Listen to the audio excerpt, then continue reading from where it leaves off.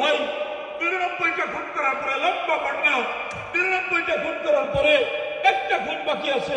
তো ওই ব্যক্তি একজন আল্লাহ নবীর কাছে গেলেন, যাওয়ার পরে জিজ্ঞেস করলেন যে আমি ৯৯টা খুন করেছি, রব কি আমাকে মাফ করবে?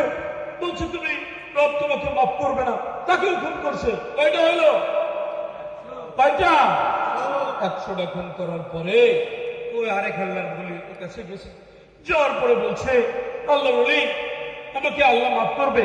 বলে হ্যাঁ আল্লাহ তোমাকে মাফ করবে, তুমি তওবা করো।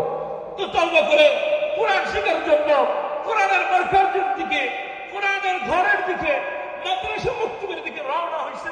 পথিমধ্যে মালাকুল মউত এসে হাজির, মালাকুল মউত এসে হাজির, মালাকুল মউত জান নিতে কবজ করতে এসেছে। দুই দল ফেরেশতা এসেছে, একটা জান্নাতি আর একটা জাহান্নামী দল।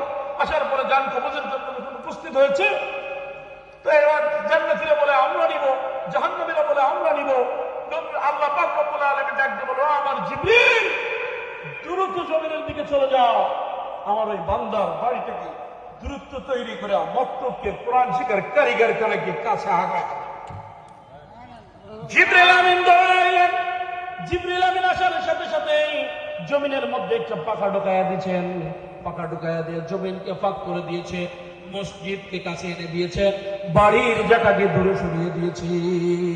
এবার যখন ফেরেশতারা দেখলো বাড়ির জায়গাটা দূরে, মক্তবটা কাছে, কোরআন শিখার কারিগর কারখানা কাছে, এরপরে যখন তারা দেখলো নিকটবর্তী, তখন জান্নাতে ফেরেশতারা তারা জান কবজ করলো। ঘটনাতে দুটো জিনিস বুঝে যায়। একটা জিনিস হলো রব্বে কারীম তওবা করলে মাফ করবে, একটা বিষয়। আরেকটা বিষয় হলো রব্বে কারীম ওসিলা খুঁজবেন বান্দাকে মাফ করার জন্য।